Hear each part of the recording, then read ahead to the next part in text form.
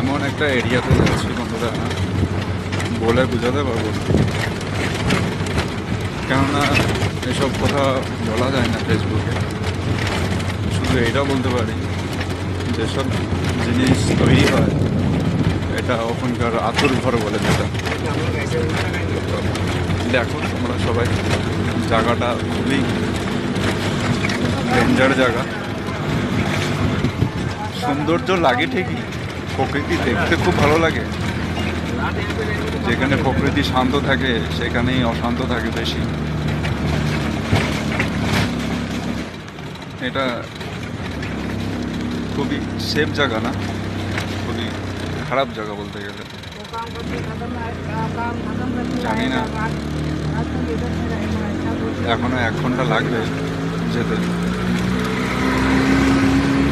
খুবই ভালো লাগছে দেখতে। দেখতে ভালো লাগলে কি হবে, ভালো লাগবে।